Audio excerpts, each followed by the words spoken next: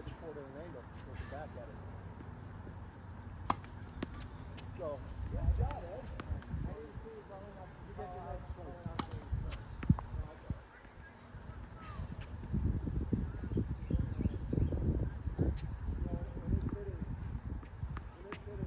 Coming in like that, and I'm on the other side, unless you hit it, well out, I can't tell if it's an inch out or 2 inches. Yeah. No, just all good. That's why you were at the net. I thought you had a better shot down the line. That's it. Good shot. Nice angle with a bit of a kick. I'm spending a lot of time now trying to set up for the next shot. How dare you? Limited mobility. Well, fooled you, didn't I? There was no next shot. You hit a shot.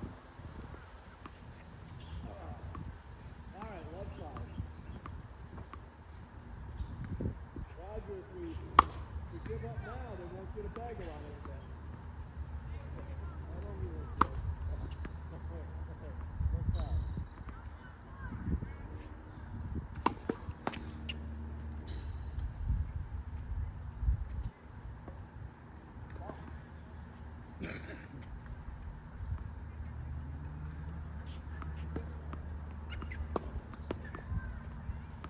Bowie. Roger, I wasn't even going near you. There's a miss there. Sorry. That was a no-look shot. That was a great fake. You look cross court, hit down the line. Nice shot, Ed.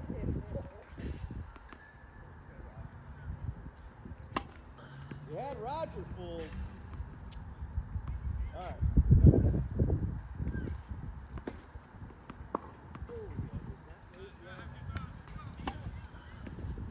Level.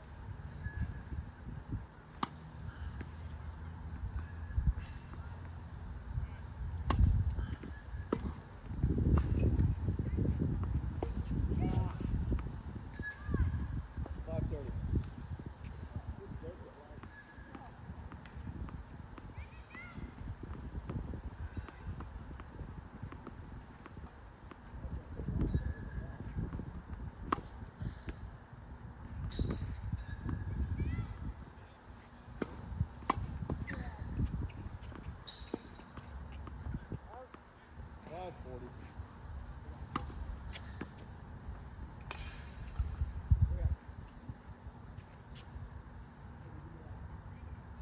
Double set forward.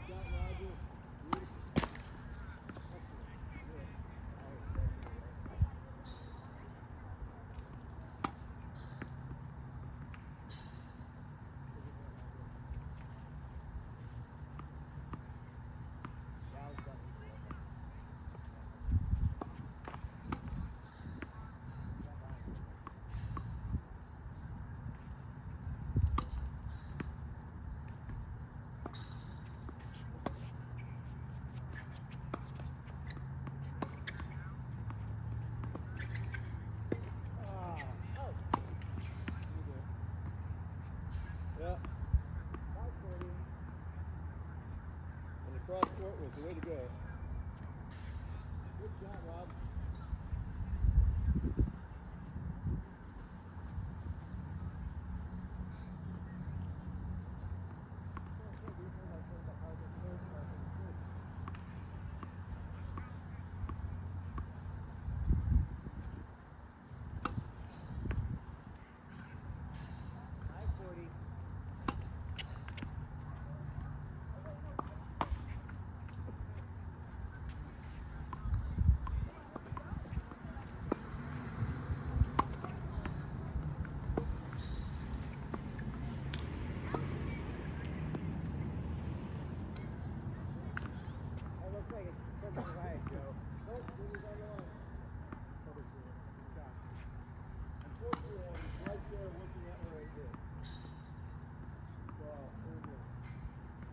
Ed saw it, right? Yep.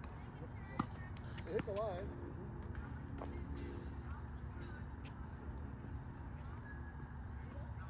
So no, I just hit a good shot. You just didn't hit a bad shot. All right, thank you.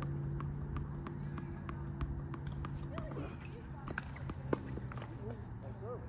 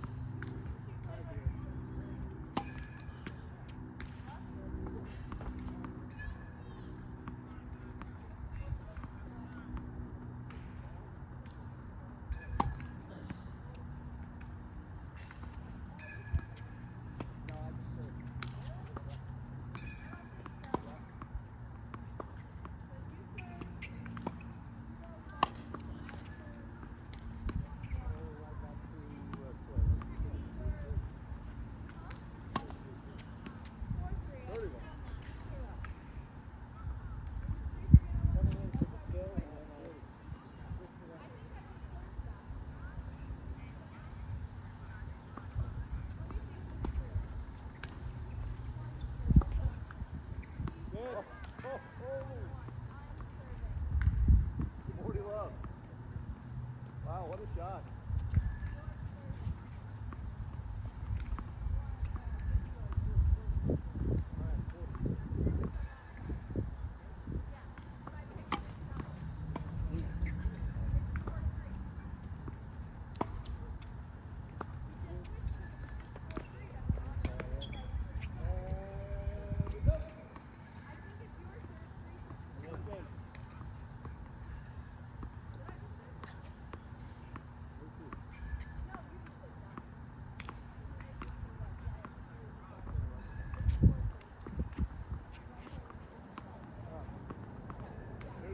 For that fire.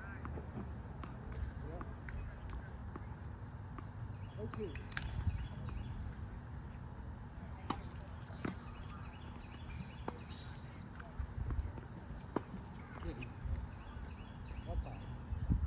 It's got to be 100 degrees out here, folks. Down here in Florida, and the courts are so hot. It's like 6:52, and it is 90 degrees. I played this morning. Got here at 7:30. Played a set of doubles. Me and some friends, we were playing over there. Before the people came for the round robin, it was a lot of fun. This guy Abel was my partner. We played against a guy named Don and Stan, and they're funny fellas, man. And they're solid players, 4 or 5 players. They win the champions. They won championships over here in the Shores and in Daytona, Florida Tennis Academy out there. So they play a lot of tournaments. They're older than I am. I'm 52, so they're close to 60. But they may be in their 60s too. I'm not sure. But it was a lot of fun, and I was serving pretty good. I had a couple really good shots at the net, some overheads put away, and a couple good touch volleys since I've been working on my volleys. And I'm starting to go back to the profiles.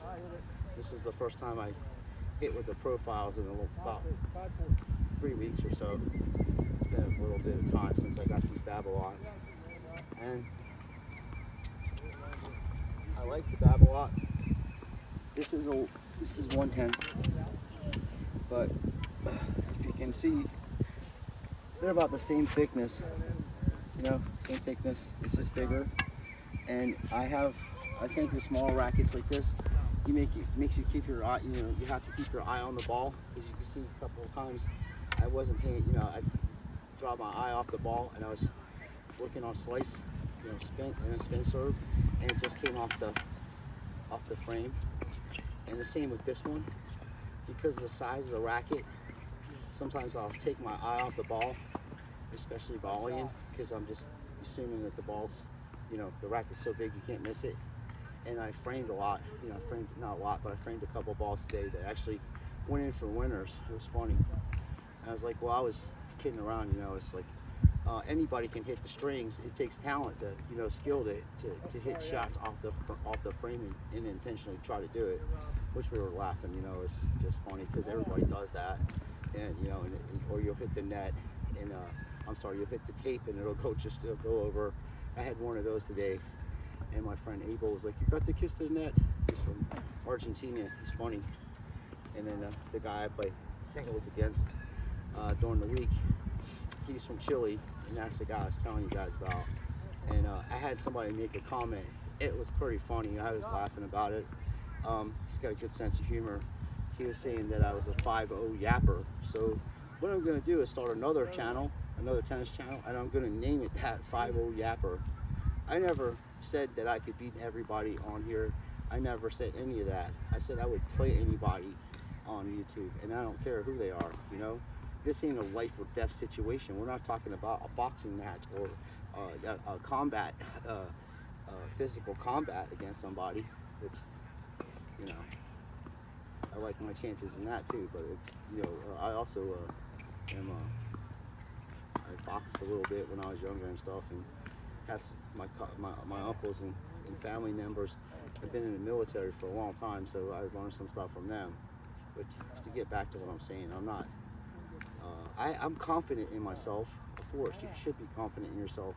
And I'm fighting diabetes too, which you saw the video I just posted prior, you know, to this one.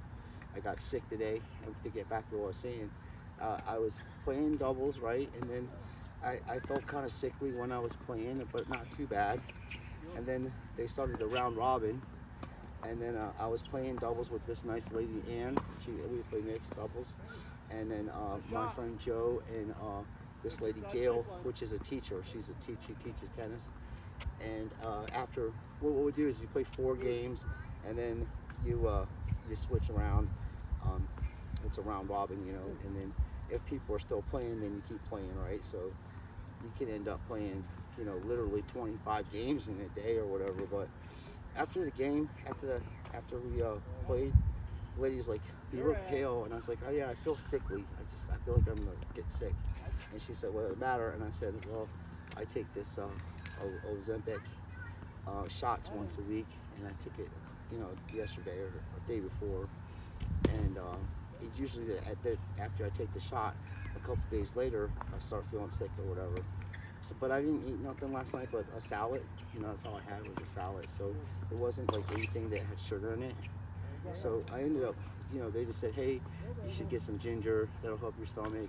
And I looked, you know, really pale. So I was like, okay, well, I'll just go home, because at that point I've already been out here like 2 hours, almost 2 hours, because I got here at like 7:15, and I set the ball machine up, was hitting off of that. Then people like my buddies showed up, and then they asked me to play doubles, so I did that. So I went home, and then my buddy Chad, who's like he doesn't have a car yet, so he moved back down from Ohio to live with me in Florida. He's been down here over a year now, but he works at Walmart, so he can just walk down the street to the job, and he's got a bicycle. So plus when he drove his car down here, he had problems with it, and then if he was to get the title and stuff transferred, it would have cost him a lot of money. So to make a long story short, I said, sure, dude, I'll go pick up some pizza. I'll throw some in, you know, throw some money in on it. And I went in there, and one of the guys that I used to work with in the kitchen back in about 20 years ago, I ran into him, and we were talking, And as I'm, talking with the pizza in my hand, I just could smell the mushrooms and black olives, and I was like, oh, I started, and then all the other stuff that was going on. I felt like I was gonna get sick immediately. So I was like, okay, bud, good seeing you, man. I'll talk to you later or whatever. And then I went to my car and just got enough time to put the pizzas in the back of my, in the back seat. And then I ran around the corner where there was like where you saw the video, and I got sick immediately. So I've been fighting that shit with these shots, being sick, and then playing and trying to train on top of the tennis situation. So if I can play tennis with an upset stomach and having side effects from friggin' medicine, then I definitely can play against, somebody asked me about Trey that has a winners only tennis channel. Would I play against them? Of course I'll play against them. And I don't think that it would be a bad idea, I think he's a super nice person. He's very, very cordial on the channel, and he's getting better. He hasn't been playing tennis as long as me, but he's getting better. But he's one of the videos I was talking about how the USTA rating is, and it, and if he was to play in a legitimate 4-0 competition, he would get smoked because he ain't a 4-0 player yet. He's a solid 3-5 player. But he can't volley that well right now, so he's working on that, I guess. I don't know what what he does in practice and stuff. I just see what he does in the videos, and I know that I have confidence in my ability. But I think it'd be fun because because the guy loves tennis. I like tennis. He's a nice person. He plays a variety of different people. He's got a good sense of humor. I got a good sense of humor. I'm older than him, obviously. I'm 52. But, tennis is, I love playing a game of tennis because it's got me back spiritually and physically back into where I can fight this diabetes and stuff. If you go back to my channel from last year, dude, I was 245 pounds, bro, and now I weigh 185 pounds. So no matter what anybody says about me personally, I don't let anything get, offend me, because I'm not a bad person. I don't have to look over my shoulders. I can walk anywhere I want to in the United States without anybody looking for me. I don't owe anybody money. I haven't crossed anybody. I've never wronged anybody. I've never done anything but help people. My whole life, I enjoy helping people, and I enjoy meeting new people. And, I'm calling it the way it is. When you're watching these videos and people are giving themselves ratings, not so much Trey, but other people, on YouTube, they're like a 5-0 singles match, and you go and look at it, and you're like, this is 3-5 level play, dude. There ain't nothing 5-0 about it. If you want to see true 4-5 level and 5-0 level of tennis play, then Real Tennis Channel is where it's at, because they have the younger guys in their 30s, like Marcentez and some of the other dude, Chris, and even Ian. Ian's, I think, 40. He doesn't look it. God bless you, fella. You look good for your age. And he's a 4-5 player, and that's the level. That's true ratings, So when you're seeing this, calling this stuff on your YouTube channels and saying, oh, we're playing a 4-0, 4-5 level, whatever, you're confusing people that are just learning the game, because they think it's easy to get that level, and they see you play and they think that's what a 4-0 level play is, or that's what a 4-5 level play is, and it's not. Behind me, right there, these guys playing are 3-5 and 4-0 players, and they're decent. Okay, the one guy might be a 4-0 player, and then the other guys are 3-5 players. There's nothing wrong with that, I'm just saying. The more you get consistent and the better you get at playing tennis, your ratings go up, and that's what that means. So, and I've never said that, I've never said anything about myself being a pro or any of that. What I am telling you facts is, the last tournament that I played in 97 and 98, I won doubles. Me and my friend Beatbox won doubles in that. And I won singles the first year and came in second place the year after that, the second year. Then I had to have a hip replacement, and I couldn't. I just stopped playing tennis because I got frustrated because I couldn't move around that well. And I'm playing against people my age at the time, which was like 28, that can run down tennis balls and hit really big, and it affected the way I was playing, so I stopped playing. And then of recent times, like 11 months ago, I started playing because I had friends of mine emailing me and telling me they were sick and not feeling good and not knowing what to do, especially after this pandemic. So all I was doing is I'm going to record myself anyway practicing and playing. So I was sharing my events, and I still do that. I don't care. I'm not on here for money or nothing like that. I'm not trying to monetize my channel. And any money that I've ever made off of any of my channels that I had before, which I still do, it's just Truth Channel. The only time I ever asked anybody for money was to help bury this guy called Ryan, the Jets fan, and this was about 7 years ago.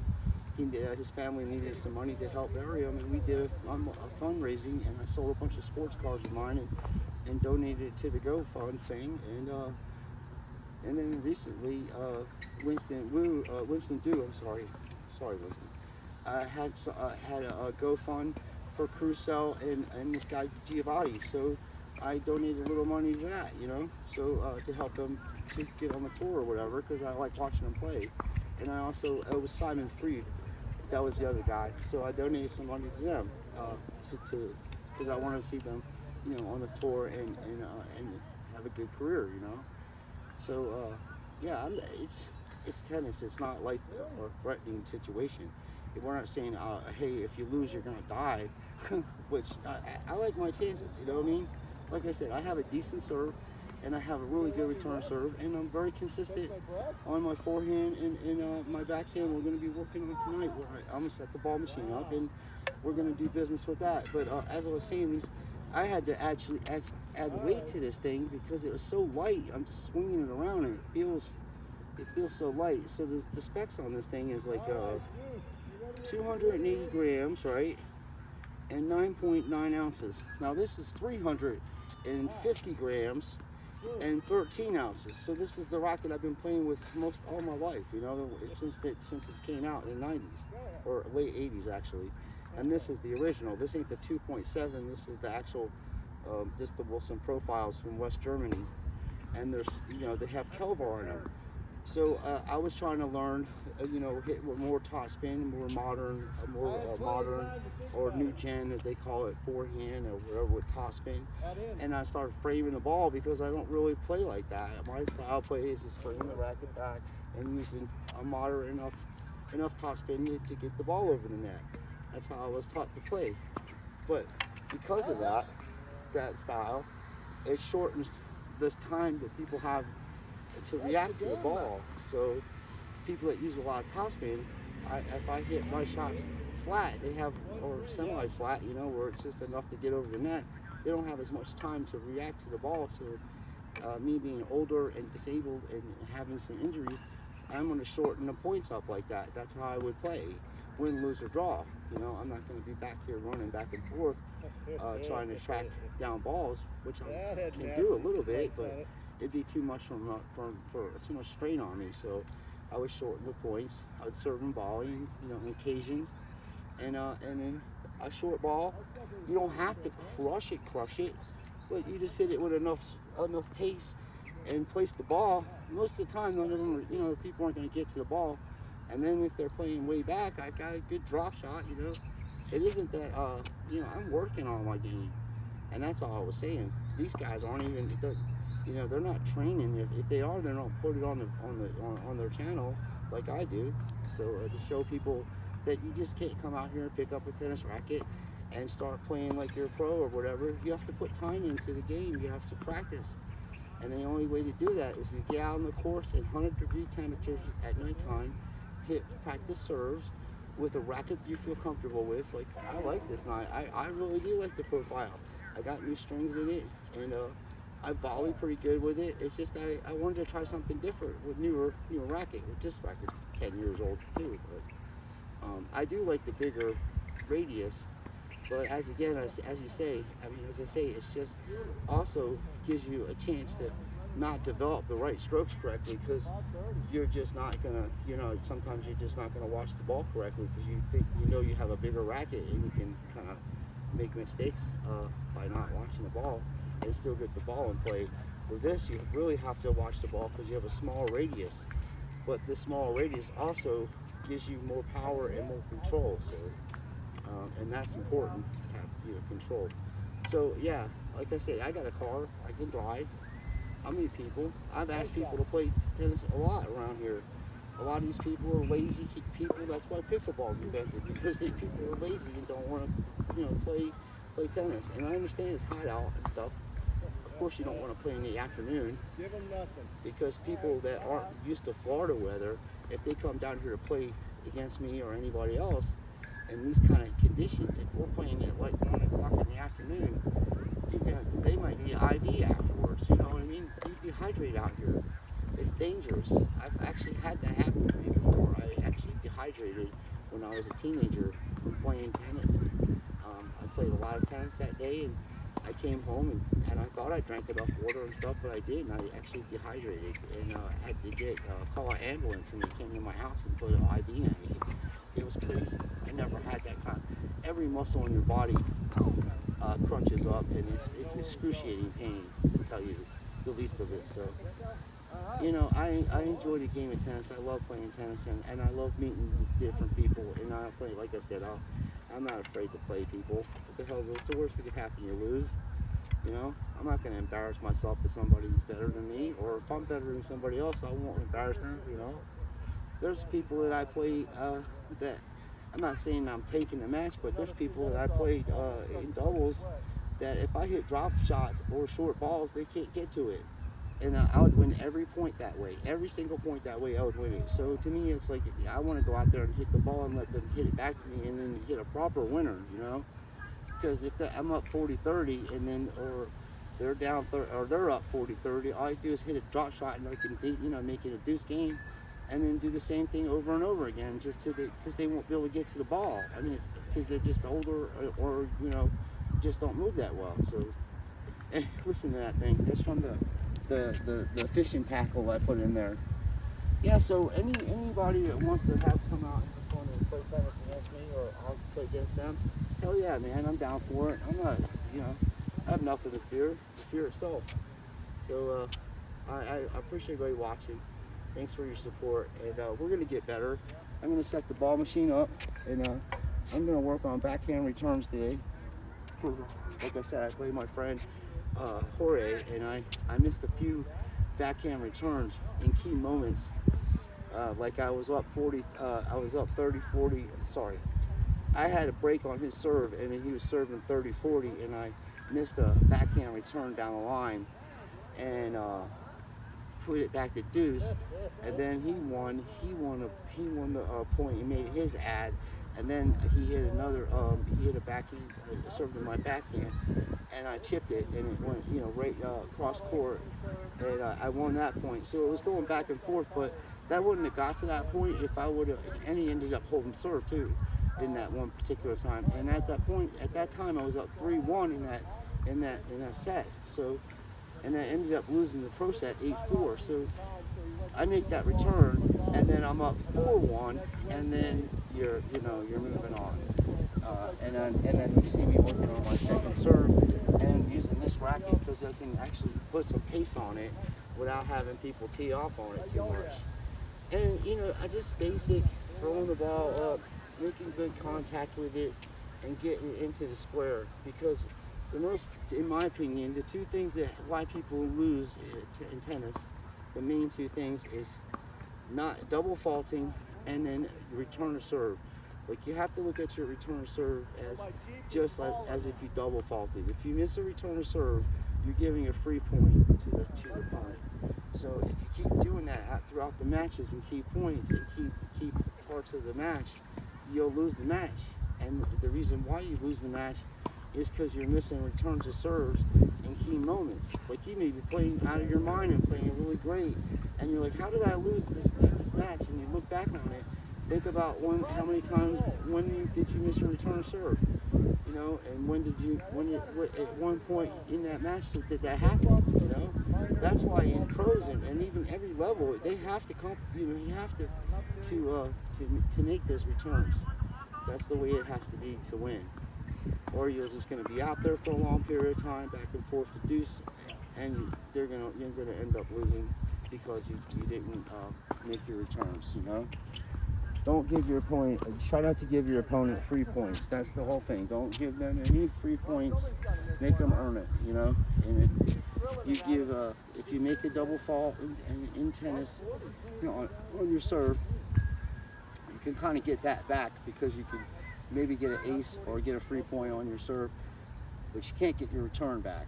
Once that return's out, it's done. You can't get that point back, and that hurts sometimes more than actually double faulting, because you get another chance to serve again, and at that point, you know, you may not get a chance to have another return in that game, because you could be down 30-40 or up 40-30, and then having missed that shot, you gave your opponent a chance to get back into the match. So thanks for watching, everybody, and that was Funny Comment, my dude. I am going to make a channel called 50 Yapper for sure, and Kurt, you get credit for that.